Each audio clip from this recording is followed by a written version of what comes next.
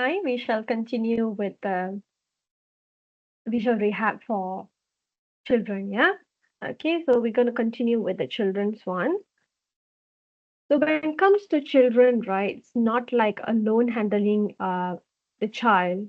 Okay, so this children is starting from infant up to they go to the preschool, okay, when they start to, so that's the period that we are looking first. Okay, so that's the first one.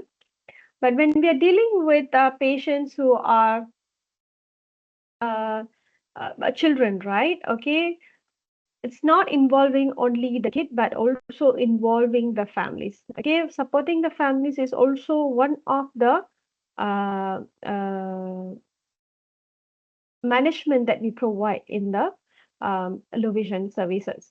Okay, so emotional challenges will be there, as you know, it not only involves the emotion of the kids, because that's not a major issue for the moment. Maybe after they start schooling, then they individually will have that, but now the emotional challenge might be on might be for the parents, because it might be the first kid who's actually having this, so compared to other siblings. So this kid might be different, so these parents may have a mixed kind of emotionals, okay, emotions like anger, depression, or anxiety, thinking about the child's future. Okay, so usually the parents at this point of time, they're still under the shock. Okay, never expected the kid to actually born with this kind of problem, if let's say it's congenital. Okay, and usually they will have a lot of depression, because they don't know how the future of the kid will be after they start schooling, then when they work, when they start working, when what will happen to the kid when the parents is no around in the world anymore. So how the kid is going to be independent in life. If let's say it's a baby girl, then the worries of the parents is very high, because they'll be thinking how, if let's say she grows big, how she's going to protect herself when she gets menses, what she's going to do. There's a lot of questions. Is she going to get married? Is she going to get a job? How is she going to survive? How she's going to handle her house chores, how she's going to groom herself. So there's a lot of questions that actually, the parents would have. Okay, so a lot of factors can actually trigger the stress to the parents. The diagnosis, when they get to know uh, uh, the diagnosis of the kid, and then they know that there is no cure for it, how they're going to handle the schooling, how they're going to interact with other normal people. So all this can lead to some sort of stress to the patient, and sorry, to the parents of the patient. So coping with this emotional challenges can be varied, okay, depending on what kind of family support that these parents have, okay, the community that they are living in. Okay, not all communities are okay. Although Malaysia is one of the developed country or a developing country, but the community that is actually that we have is not similar to all stages of um, um, all all areas. Okay, certain communities are very supportive. They know they do have knowledge about this vision loss, how they're coping, how they're going to survive and all that. Certain communities, they don't have that information at all. So this might be a bit difficult for the parents to handle. Okay, their personal strategies, all these are very difficult for them to handle. So what we as an eye care professionals, okay, or an optometrist should do, okay, we should listen to all the problems, okay. So we as a consultant, we have to listen to all the rentings, all the expectations, all the worries, okay, what makes them feel anxious, okay, all that need to be, we should listen to them. Only if we listen to the whole story or the whole rantings of them, then only we will be able to see, how we can sort this out, how we can manage according to uh, the problems, or list of things that they're worrying about the kid can be actually solved, whether it can be solved, or are there any pathways to do this, or is there any way of actually, making sure the kid actually grow up to be independent? So that should be actually, we have to listen first, then offer reassurance with evidence. Okay, offer reassurance with evidence means we don't simply give them a hope. Then, oh, this is not a problem, this can be solved. Or this is not a problem, also that can be solved.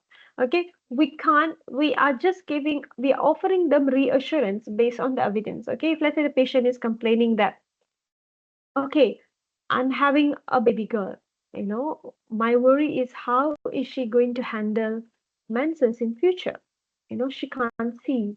Okay, for example, yeah, she can't see.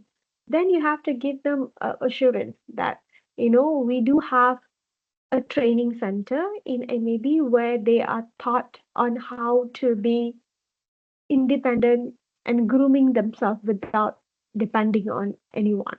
So there are a lot of people who are a lot of girls who are visually impaired who's surviving, still being independent, although with this all this need in the society, or in their physical also. Offer such reassurance. You don't give a fake one. Okay, and answer question honestly. This is very, very important. It's very crucial to answer questions honestly. If let's say there is a solution, tell them there is. If there is not, then tell them not. If let's say there is a solution but we don't know whether it's effective or not, tell them honestly.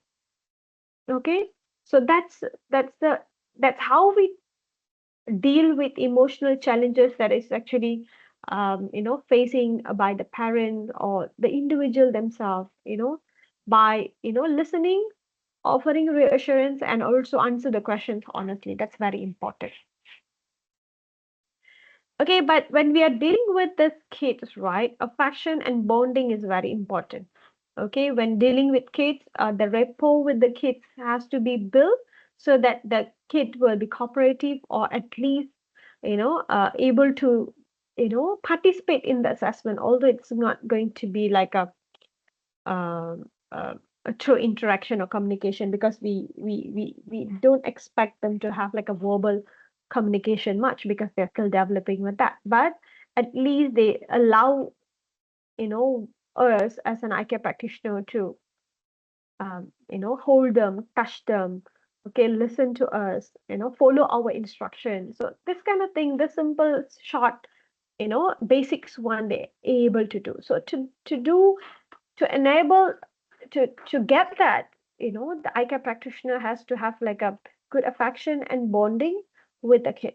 Okay, we use touch and sound to compensate for missing eye contact, because if let's say, we can't expect eye contact from a kid generally. If let's say even the healthy one also, very difficult to actually maintain eye contact with them. But it's even worse if let's say they are visually impaired. So to make them to actually be focused on or concentrating on what they are doing, and then so we do use a touch and sound, okay, like making some noise to get the attention so that they will be focusing on the assessment that is being conducted. Okay, maintain routines and rituals to create security. Okay, usually kids, right, they have like a daily routine that they wake up, they wake up at 10 o'clock sometimes, and then they go for a break. They will go for a breakfast, and then they will chill around, and then they will have lunch. They will have like a sleeping time, like 2 to 3 is their sleeping time. So they have like a kind of a routine which is already set up. Okay, so throughout the assessment, maintaining the routines and rituals to create security is very important. When that routine is interrupted, right, then kid might not feel safe. For example, if let's say they have like a daily nap at 2 to 3, so the assessment shouldn't conducted at that point of time. Let them take nap.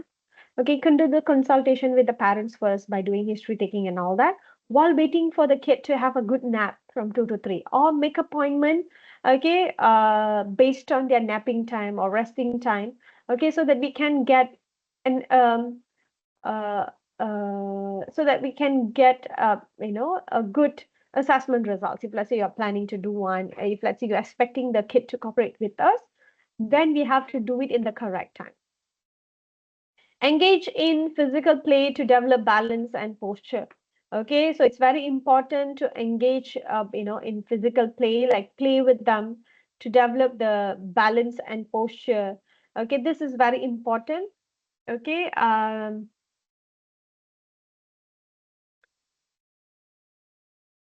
this, you know, physical play to develop balance and posture, right? Usually we will advise the parents to do that at home.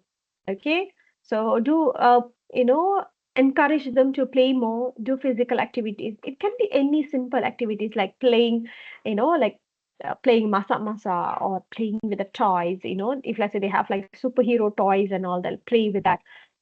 Anything that they can do, okay, let them play first. Okay, by they are doing the physical play, right?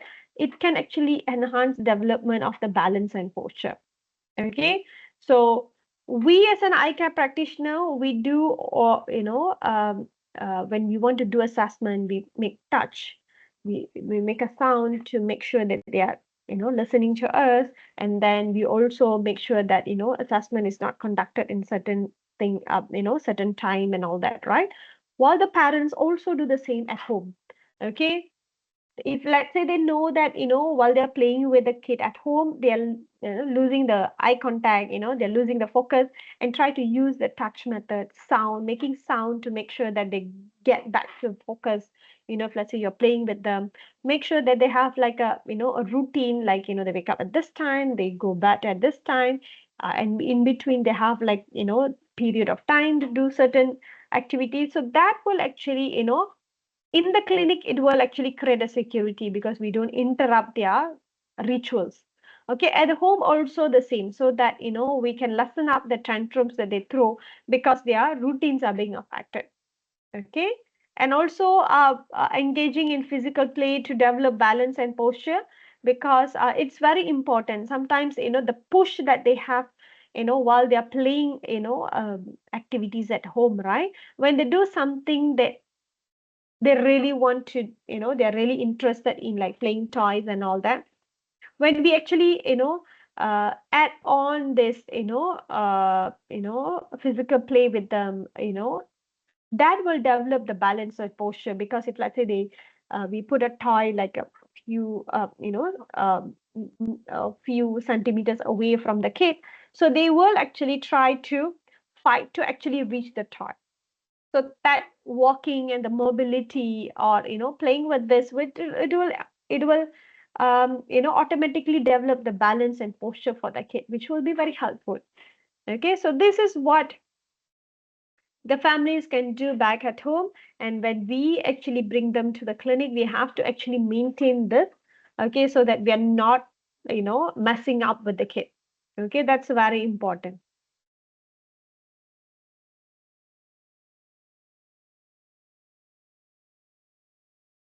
Okay, a social behavior, teach a social interaction and explain situations the child cannot see.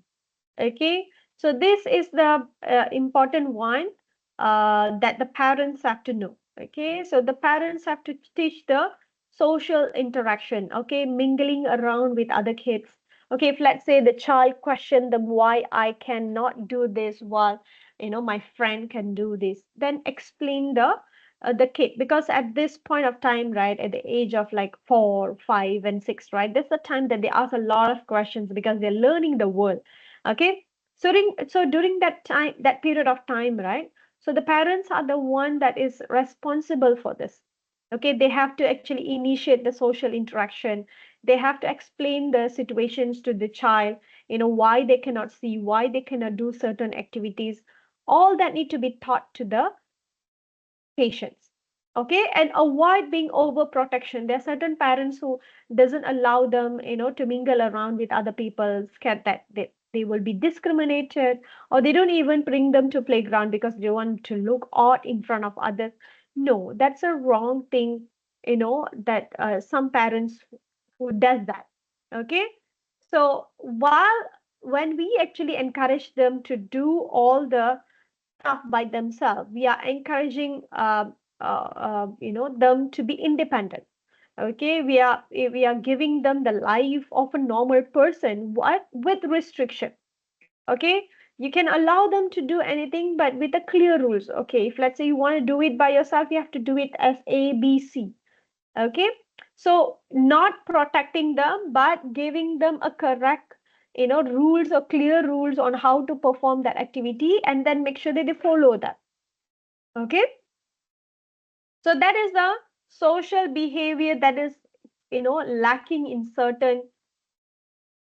uh, certain parents. So we as the low vision consultant, we have to actually, we are also responsible in advising the kids, parents on this, how to be socially interacting with others, don't feel, be honest in explaining the child of what are the things that they cannot do, or why they cannot do this, why they're special from others.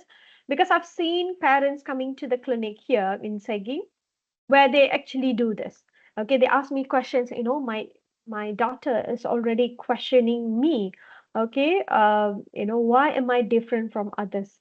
Why they can do certain things faster than me, my friends, while I'm doing it very slow? Okay, why they able to do things, uh, without anyone's help, while I have to depend on someone. So this kind of questions the parents come and ask me, I don't know how to answer my kid. I feel, I don't know whether I should tell the truth, or I should, how do I comfort the kid? So they come with doubt. So we as a low vision consultant, we have to tell them that you have to allow them to interact with the other kids. And if let's say, they feel that they're different from them, let them that know that they're special. Okay, let them know that they're special by actually letting them mingling around with people, so that they know that they're special from young. It shouldn't be like a shock after certain age that they know that they are different from others. Once they know from the kid they're different from others, they will accept the fact that, okay, I'm different from others. And the parents role in boosting uh, the good values in the kid, saying that you are special, but you're not lacking in any way. Okay, you're just special. You do things, certain things with help, but you're no, lower than the others. So explaining that, and being overprotection, what are the disadvantage of being that, need to be explained to the parents also. Okay, so supporting families is also one of the rehab that we provide, in the low vision consultation. We actually, manage them in terms of emotional, with the doubts that they have, maintaining, explaining to them, how to handle this, and then teach them, the importance of affection and bonding with the kid through touch, through sounds, by maintaining the routines that the kid is having. Okay, engaging in playing with them. Okay, need to be explained to the parents. And also the social behavior, how to, we also have to encourage the parents to actually, let the kid to socially interact with other normal kids, explain the situation with honesty, and then avoid being overprotective, and then encourage the them to be independent with clear rules, saying that, okay, this is how you want to do it by yourself, can, but this is how you should do it. Okay, and then the tips for caregivers is give the child time to react and process the information. Okay, this is very important, that is lacking among the parents. Okay, we can't expect the parents to be professional in handling this. So that's why when we are dealing with the kid, we provide rehab for the parents also through consultations. Okay, so you have to let them know that, while they're instructing the kid to do something, they have to be given sufficient time for them to react and process the information. Okay, because seeing, and then grasping the information is not possible for the kid. So they have to actually, think from all perspective, to understand the information that is given or provided to them. So time must be given, to the kids to react. And the next one is use hand over or hand under hand techniques with verbal description. Okay, so this is important because we are not able to actually show them pictures and say that this is apple, this is orange. Okay, so that is a bit difficult. Okay, so verbal description is very important for them. Okay, this one is more for a blind kids, yeah. Okay, but we also deal with them. Okay, so rather than explaining verbally, yes, you have to explain what is apple, for example, and then you let them touch the apple and say that this is apple. Okay, this is how the apple will actually uh, you feel like when you touch them. So and then you explain that. Okay, explain the apple is, it has a shiny skin. Okay, once you peel off, this is how it is actually, feels like. And then when you eat, it is actually having like a sweet and sour taste. So explain it verbally by also let them touch and hear for better learning. Okay, comparing to normal kids, right? You just need to show a picture of apple, then they know what is apple. Okay, so and then when they see the real apple, they just can grab it, and then all the information goes in very fast. But introducing to a visually impact kids with apple, it's going to be a different process. Let them touch, you explain, you peel off, let them touch again, and then you explain again, and then let them eat, and then you explain again. So that's how we do it. So explain to the caregivers, okay, or the caretakers of the kid or the parents, and how to actually make them feel this. If let's say you bring them to beach, you let them listen, hear the sound of the waves, and then you let them touch the sand. And then you walk by and then you go to the beach, okay, to the water, and then you explain to them, okay, now we already reached to the water. So this is where, this place is full of water. So let them touch the water, okay, let them feel it. Okay, so encourage this to the kids. So all these the parents wouldn't know. So we as an eye care practitioner, we have to teach them. Okay, this is how we do it. This is how the kid has to be handled. Okay, so this will be very important. Okay, let me check if the recording is ongoing or not. Okay, going.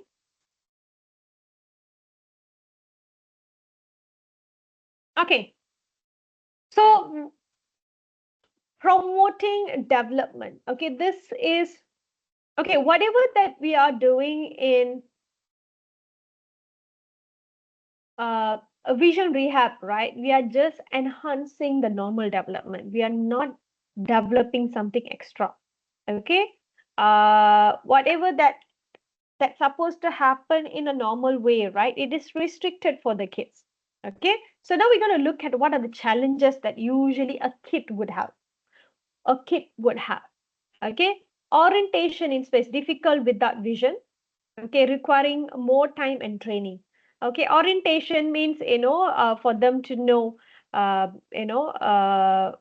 is right and left. Okay, whether it's front or behind, is it under, all this is difficult for the patient because it's difficult without vision.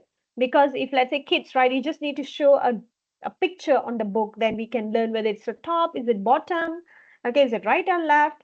Okay, but when it comes to this kids, right, it's very difficult because we have to teach them with a vision is very limited, and the touch sensory, okay, like playing with them, okay, and then it requires more time for them to actually be trained because it's not involving the vision. Vision is like 1 or 2 minutes, you know what is actually, when I say fan is at the top. Okay, so this kind of things require more time, more explanation, more verbal cues has to be given, okay, for them to actually get it right. Okay, manual skills are delayed due to lack of visual learning, requiring hands-on experiences. Okay, manual skills is like, for example, how to sit properly. Okay, how to actually, walk by themselves properly. Okay, this is the um, manual skills, okay, uh, things that they learn, automatically, okay, is actually, restricted, okay. So that delay is actually affecting them, okay, because there is no vision for them, to learn that, quickly. Okay, for example, kids, right, like infant who is actually born um, with a visual impairment, right, can be congenital cataract, ROP, right? Okay, the normal kids, they know how to sit. I'm just giving you an example by themselves because they look at others, how they sit. Okay, so they will just sit straight, okay, or they know, they look at their parents, they look at the siblings, they look at other people. When we sit, we have to sit like this. But for visually impaired kids, if you see in their young days, they will be sitting like this because they don't know that the posture has to be like this. Okay, so this is actually, because of lack of visual learning. Okay, and they require hand-on experience that someone has to push them. Say that when you sit, you have to put your shoulders like this, your head has to be chin up. Okay, so that is a normal development that happens. Okay, but now a training, additional training is required. Similarly, for gross motor skills like walking, running, balance take longer to develop because our kids, when they actually first they will crawl, then they will actually stroll, and then they walk, they run, and then to do everything jumping and all that. But the problem with this case is when they crawl itself, okay, they can still do, okay, but then when they start walking, right, they're happy to stroll around because they don't know what is awaiting in front of them. That insecure feeling will restrict the walking and running, and the balance will take longer time to develop, okay, because they are not able to see clearly and they're not confident enough to take the next step. Okay, a lot of visually impaired kids have this gross motor skills development, not impairment, I would say delay because of the visual problem. Okay, so most of the parents will come and say that she's walking, she's taking time to actually walk. We tried our best, but she's still not confident enough to walk. Okay, so that is also a development that is affected because of the vision problem. Okay, social interactions harder without facial cues, expressions, and eye contact. Okay, usually these kids, right? Like when babies are young, what usually the parents or someone who carries the baby will do is they will carry in front of their eyes, they will make faces, and then they expect the kid to actually, uh, react to that. Okay, it's all depends on the cues. Even like if let's say like a naughty uncle or auntie, right? If let's say they are playing with, sometimes the kids are playing with, sometimes they just snatch that toys, just to simply funnily make the baby anger. But kids who are visually impaired, right, they don't react to this. Okay, first, when you play with the facial expression, if let's say they can't see, they don't actually response to it. Okay, there won't be any eye contact, they won't be looking at you. Okay, so the social interaction is very limited. Only those they are very confident, that they touch often, like their parents or the siblings or someone who's in the house, are the one that they are comfortable with. So strangers is definitely, basically kids itself, they are scared of strangers, but they will have some memories if let's say they can visually see them. But if let's say there is no memory of them, then it's going to be very difficult, interacting with them and all that. Okay, special behaviors, repetitive movements may occur due to boredom or excitement. Okay, if let's say they like to, play certain activities, they might be playing with that only all the time because that's the only one that they're able to play, and that might lead to some boredom. Or if let's say they are very excited with one toy, if let's say they like to bang something and then they like it, then they will repeatedly do it because that gives them excitement.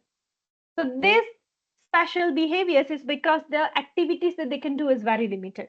So it might look some weird, for some people who are actually looking at them for the first time. Okay, so that is also another problem in the development of the kids who are visually impaired. Okay, Next is concept development. Concrete and abstract concepts take more effort to learn. Okay, something that is imaginary, like for example, like our kids likes to play, like uh, again like a doctor games and all that, right? They will have some imaginary things. Okay, or this is how you do it, because they see what they watch in the TVs and all that, right? So they will just wear the stethoscope and then they put it, and then do that kind of activities. Okay, that one all will be very restricted for the kids. Okay, big kids who are visually impaired, because they don't see, they don't know how to play with it, or they can actually, I cannot imagine how these things actually can be played.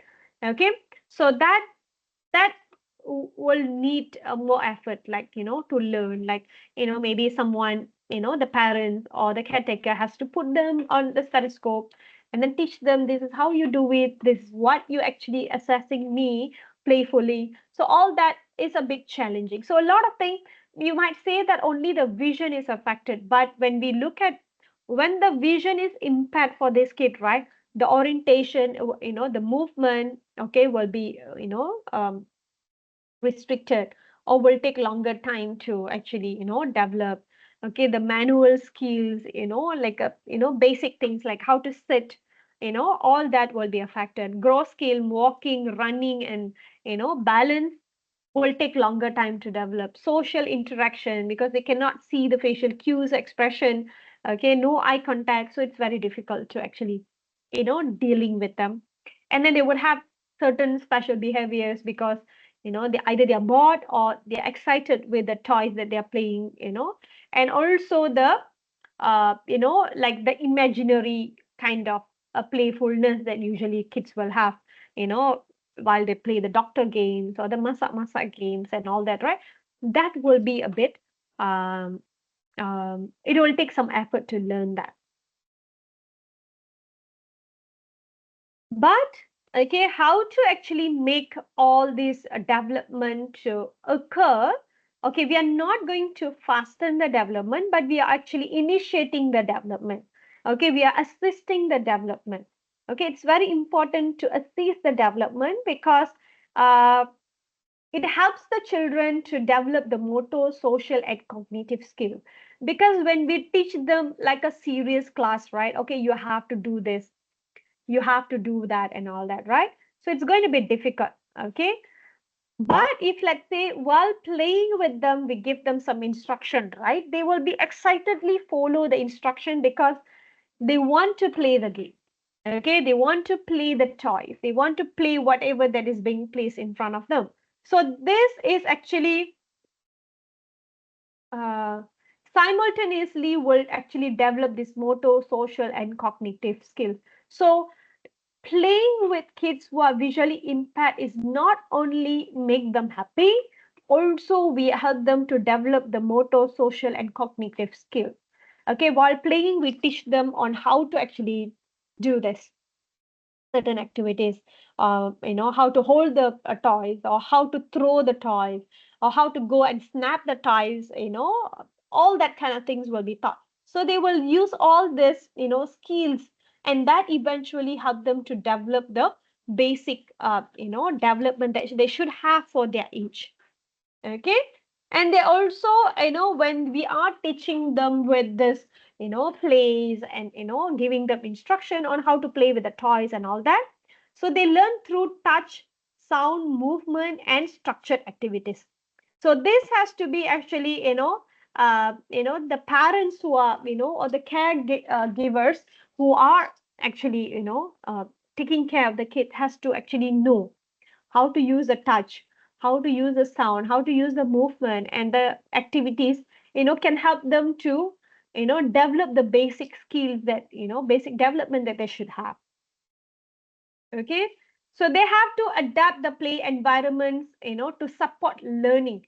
Okay, the basic skills, okay, through this touch, sound, movement, activities, so that they play, and at the same time it promotes or assists the development of the kid in terms of the motor, social, and cognitive skill. Okay, so they should have this in their mind. Okay, and also the game, okay, it has to be structured, engaging, and inclusive. Structured means clear objectives. Okay. If let's say they're going to teach them with the shapes. Okay.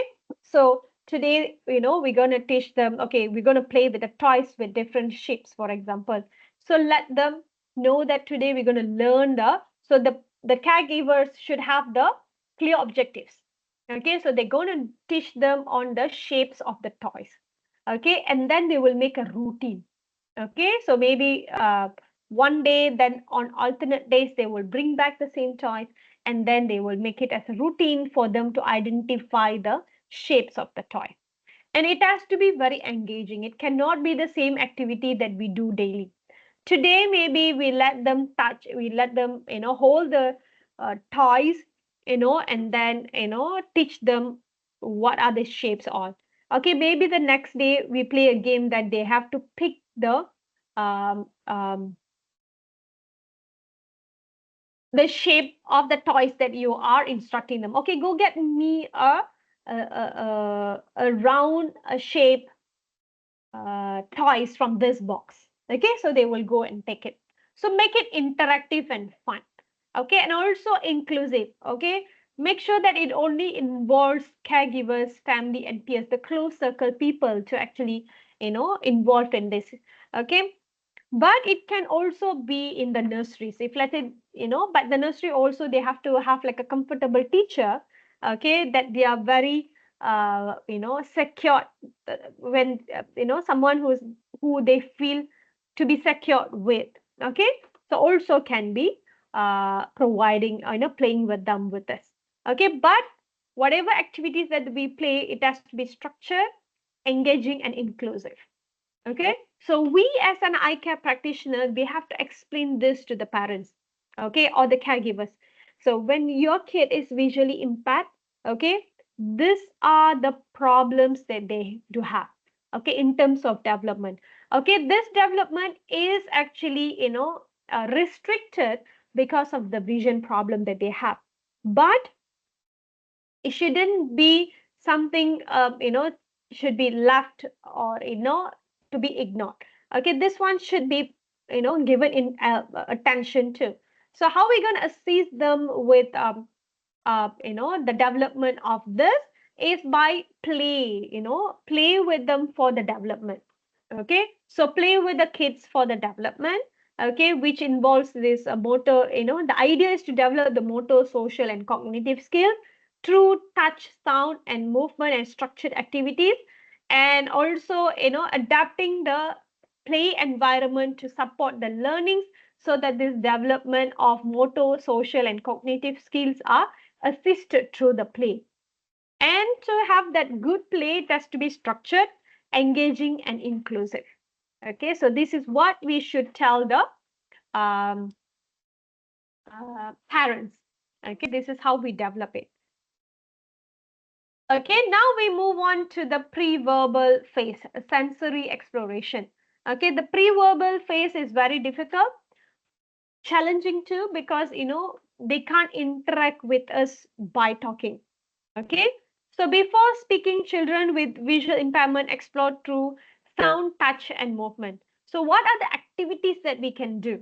Okay, so we already know play is the core of the rehab that we can provide to the patient, to the kids, for the development of the to the development of the skills, the motor, cognitive, and all that. So what are the activities that we can do with that? Okay, so one is noise making objects like rattles, bells, okay, which encourage the hand and ear coordination. When they actually shake it, they know that they can actually listen to the sound. Okay, so when they stop shaking it, then they know that there is no sound. So the interaction between shaking it and also listening to it or hearing to it, that will encourage the hand ear coordination. Okay, next one is different textured materials or sizes, and also the shapes. That also improve the tactile sensitivity. It will improve the finger sensitivity. Okay, when they are given different textures, right, like sandbag, okay, like soft toys. Okay, so different texture materials give them a tactile sensitivity, and then different size also let them know that this is big, one is small, one can fit into their face, another one cannot. Okay, and also shapes. Okay, different shapes like circles, a pyramid, a triangle, rectangular. So all that actually gives them the sensitivity to their tactile, gives them some memory that, oh, this is different shape, different texture. Okay, and then sound-based games like clapping, musical toys. Okay, that's a lot of musical toys, that make sounds. For kids, it's very annoying for the parents, but that helps. Okay, the piano, or frozen toys, with sounds, toys with sounds. Okay, clapping. Okay, that reinforce cause effect learning. Okay, that means if let's say you turn this button or you press this button, it will make this noise. Okay, if you press the next button, then it will make another noise. If let's say you do something good, people will clap. That it's actually, or they know that when they do something good, then they will get this applause. Okay, so this is the cause effect learning that that can be taught through the sound based games. Okay, for verbal case, okay, pre-verbal is more to the sensory, tactile, listening, okay, touch, okay, a movement of the toys will be helpful. But for verbal, it is more for like a concept development. Okay, as language develops, children with visual impairment learn through verbal description. Okay, and hands-on experience. That is actually slightly easier. Okay, they can when we speak to them, they can follow the instruction. Okay, when we ask them to do something, they can follow the instruction. Okay, so what are the plays that we can do? With this verbal phase of development, developing kids. Use everyday objects like spoons, cups for real world learning. And at this age, right? Okay, when they start talking, usually they like this home cook appliances to play around. Okay, they will take a bowl and then they try to make sounds by tapping spoons on the bowl, tapping the spoon on the cups. Okay, or tapping two cups together to make the noise. So all that is the real world learning. It's no more, not that I would say that they completely will go off from this, but they will start liking this daily real world objects to play around. Okay, so that can be encouraged to the kids. Okay, give them some cooking pan. Okay, let them play around with that. Okay, and then encourage tactile exploration like matching, sorting, arranging objects. Okay, like matching, give them like a few toys and then ask them to match the toys. Bring me two toys with a similar shape. Okay, then they can bring. Okay, and then try them to sort different maybe like a different shapes of toys in one. Okay, and then another second shapes in another basket. So that kind of activities also can be done. Arranging objects in order of the height, okay, small to big. So this kind of tactile exploration also can be one of the options to play with the kids. Okay, use verbal explanation to describe surroundings and action. Okay, if let's say they see that people are walking in the park, then the parents can explain to them that what other peoples are doing, why they're walking, why if let's say they are going to any park and then they see puppies all walking. Okay, then I just explain to them what's happening, why there is a fountain.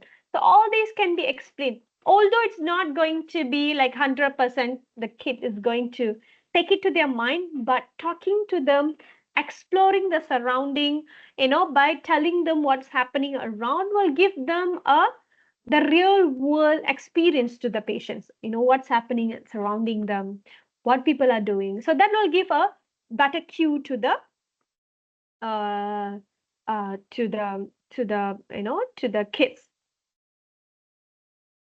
Okay, so that's what we looked at the preschool kids who has never been to school, from infants to school. So the focus is on handling the parents.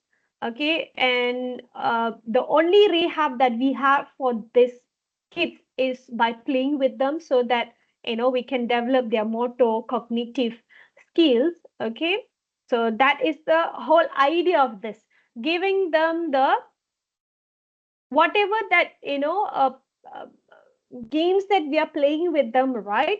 Okay, it should actually help them to have some assist them to have some developments in the cognitive, in the coordination, in the orientation, gross motor skills.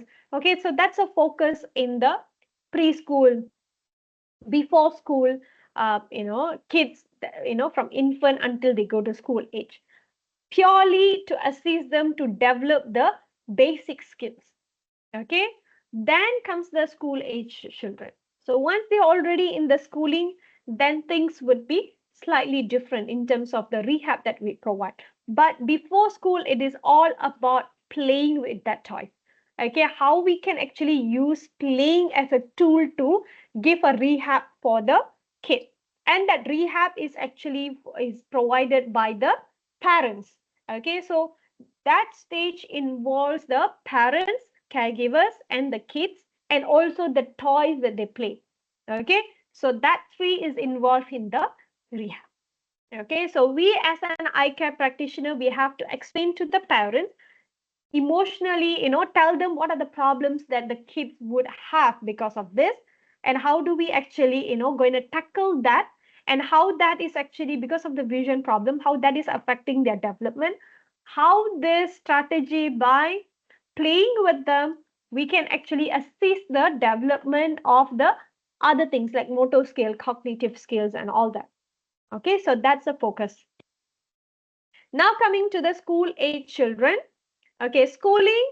Okay, first of all, the parents have to know the type of the schools they can send the kids. Okay, just give me a moment.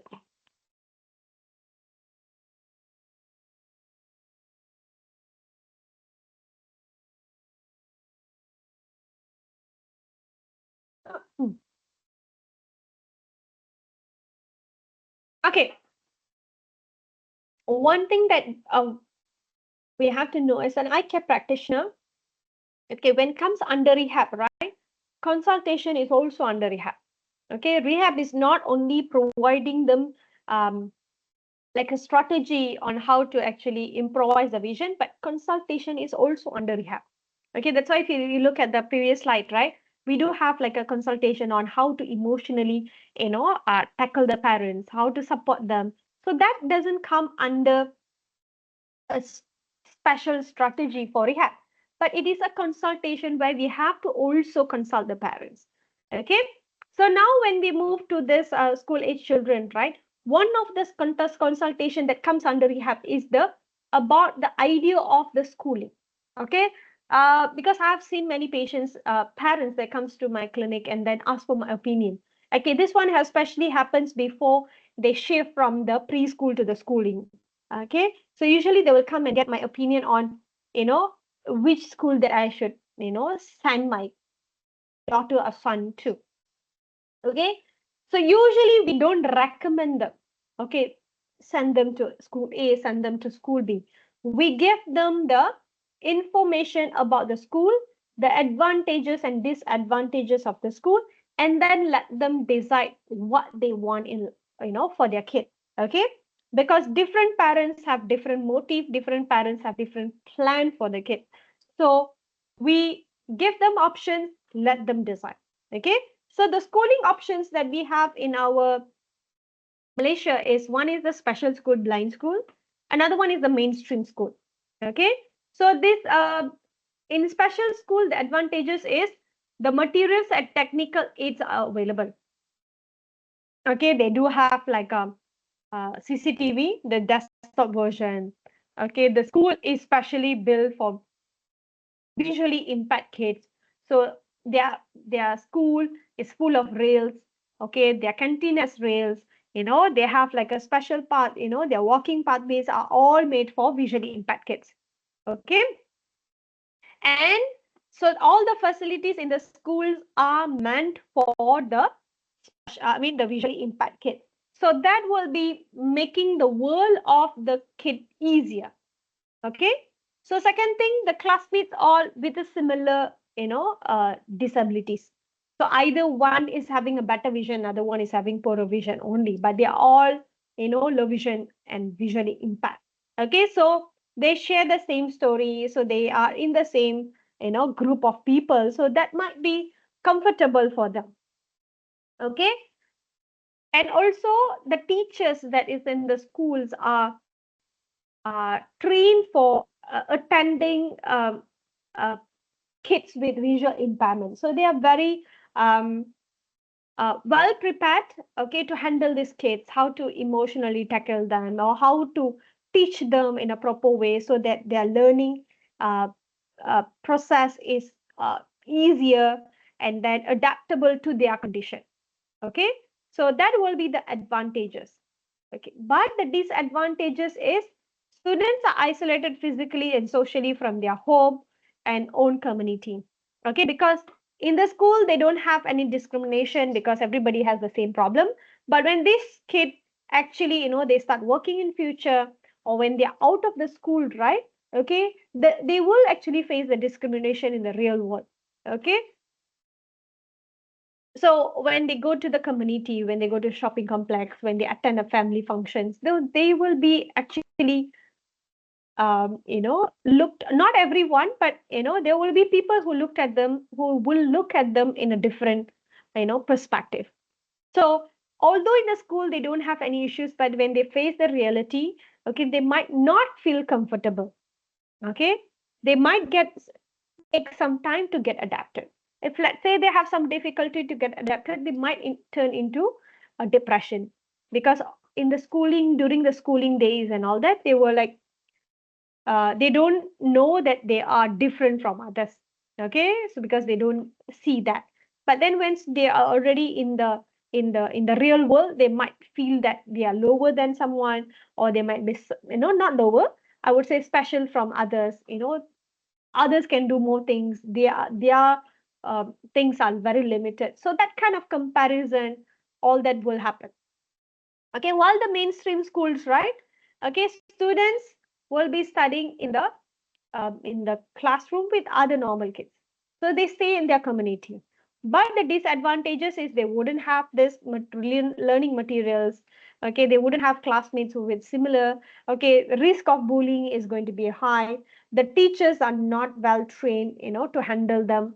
So all these will be a disadvantage. But the advantage of it is they will be growing in the community that they're going to face in the future.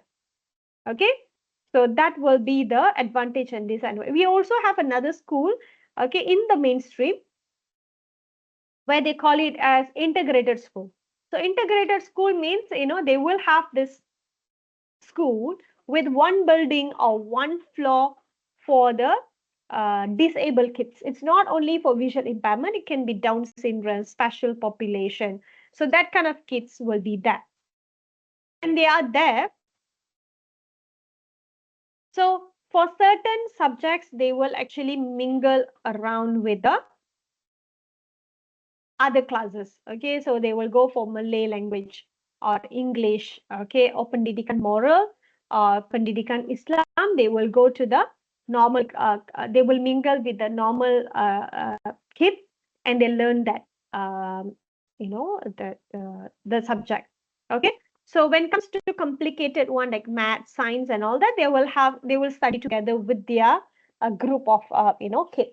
But the disadvantage of this is, one is, yes, risk of bullying is going to be there because they're going to be mingle around with the normal kids. Okay, and another one is the teachers are not specialized for visual impairment only. So they're going to be for special population. So when it comes to special population, right? So it's going to be different kind of kids. So the teachers might be not know what is the exact need of the kids who are visually impaired. Okay, because they are not specialized for that, like the blind school teachers. So this is going to be another disadvantages of that particular type of school. Okay, so we as an eye care practitioner, we provide the uh, information to the parents and then let them decide. Okay, don't make a decision for them, but we just let them know, and then they will make a decision on which school to send. Okay, this is a major decision, yeah.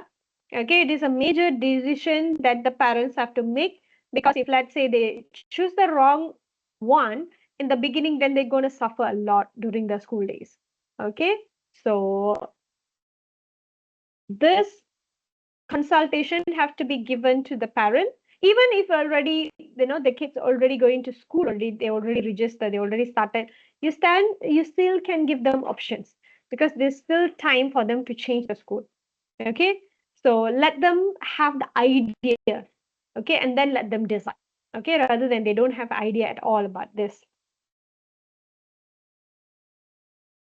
Okay, students with visual impairment benefit from sitting at the front of the class, allowing to them to hear clearly what is being presented. Okay, this is important. Okay, so what are the benefits that they get? That they should get. Okay, sitting in front in the classroom, providing hands-out in advance ensures better preparation and accessibility. Exam accommodation, like allowing extra time, can help accommodate the needs of individuals with low vision. So there are a lot of things that the students with visual impairment that would benefit from. Okay, so one is the position in the classroom. Okay, that's very important. Okay, visually impaired person should be placed in the front row. Okay, if even if let's say the kid is tall, then they have to place it at the side, but should be in the first row. Okay, so that they will be able to actually listen clearly what is being presented. Okay, and also for them to actually, if let's say they still can see with some limited vision, but when they sit in front of the class, they're able to still see, rather than they sit at the back bench. Okay, and also if let's say the teachers write in a whiteboard or blackboard, and then they have to copy, usually that happens during the primary school, where the teachers write the notes on the board, and then the kids need to copy. So those who are visually impaired, right? So copying will be difficult for them, because to scan to see what is written is going to take time. And then to copy them on the books is going to be another task. So to avoid that, they can actually give a large, the teachers, they can provide a large printed materials, okay, to be provided to the kids earlier. So if let's say the class is going to be copying from the blackboard, they can have the paper, okay, then they can copy from that paper, the enlarged material, so that the copying time is actually equal to the normal kids who are copying from the blackboard. Okay, so that if let's say they are in the mainstream schools. Okay, and also during the exams, there are a lot of problems that they face. Okay, because of writing will take long time, reading also to process is going to be long, because their vision is very poor. So allowing them to have extra time, okay, to write the exams, okay, will be beneficial for the kid. Okay, a quiet and private environment can enhance focus and comprehension. So when this visually impaired person are being taught, right, they are visually impaired, they might not be able to see clearly, they are using their um, hearings only. So they are using their hearing sensation. If let's say the normal kids, right, they don't have issue, even if let's say they're not listening, but if let's say the notes, it's on the projector slides or in the on the blackboard, right, they still can relate if let's say they miss to listen to the teacher. But patients who are visually impaired, they only depend on what the teacher is actually talking. So quiet and private environment can enhance the focus and comprehension without much distraction. Okay, providing text in the appropriate size ensures readability and accessibility. If let's say the patient's VA is N12, the printed materials that is given by the teacher, if it is N12, then it is good for them because they're able to see. If let's say it is N8, then it's going to be a struggle for the kid. So exam papers in the bigger, larger font size will be very helpful for the kid. So if let's say the visual impairment is very, very bad, okay, maybe a reader with suitable reading and language skills can offer valuable support to read out the question and also to write down the answers. Okay, so all this we do have in Malaysia, but it is upon request if let's say the kid is in a normal school. Okay, the student, if let's say they're in the normal school, the parents can request from the eye care practitioner to write a recommendation letter to request for all this. Because according to the rules in Malaysia, okay, kids who are visually impaired, right, they have rights to get all these from the school management. If let's say a letter that is a recommendation letter is provided by the clinic, okay, optometry clinic or an ophthalmologist clinic, right? Okay, when this recommendation letter is provided to them, so the school management has to actually comply to this, because the new rule in Malaysia is very supportive to special population kids, especially or patient who are having some impairments. They do have these privileges. Okay. Okay, I'll stop here and then I'll continue in a while in the next video.